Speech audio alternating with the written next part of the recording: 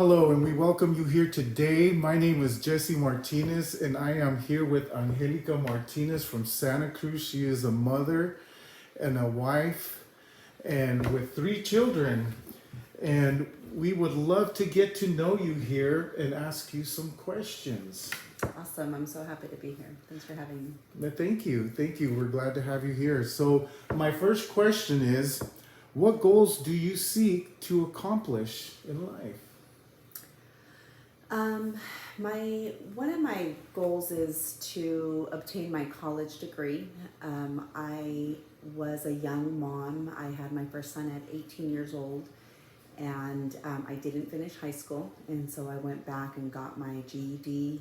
And then after that, I also obtained my AA through ministry courses at my church. And now I'm continuing to pursue my education through a university.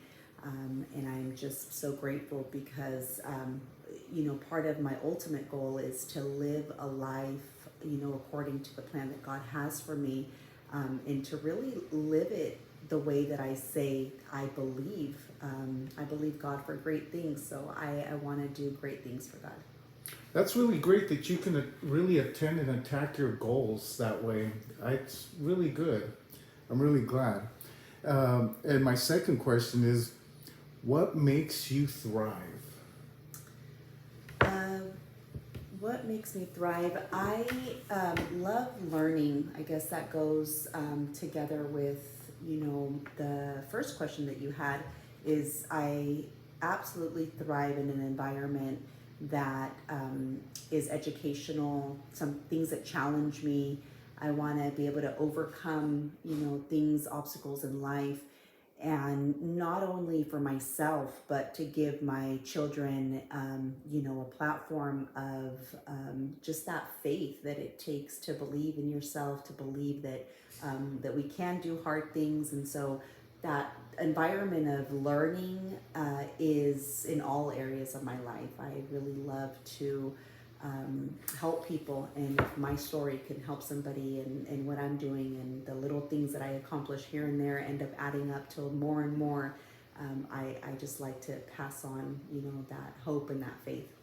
That's really great because, a lot of people need to hear that, because a lot of people under pressure, they tend to get stuck. And for people to hear your story, that's really great. That's really great.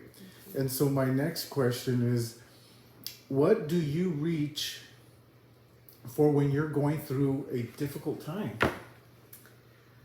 Well, there's a few things that I reach for. I reach for my Bible. I reach for books that are written by authors who may be speaking of things that I need help in, or I need some guidance, trying to gain a different perspective. I reach for counsel through friends, family, people that can help me out, and worship and praise music. I really want to know that what I am looking and searching for is truth, like not just any truth, but God's truth to help me through that situation. That's really great. It seems like you really have it together. You have a really tight community and a really tight way of keeping things together. That's really great. Uh, my other question is, what is your fondest memory that you have? I would say I was about 8 years old. I don't have a lot of childhood memories, but the one that I can remember clear as day is it has a lesson behind it. But my dad had given me some money to go to an ice cream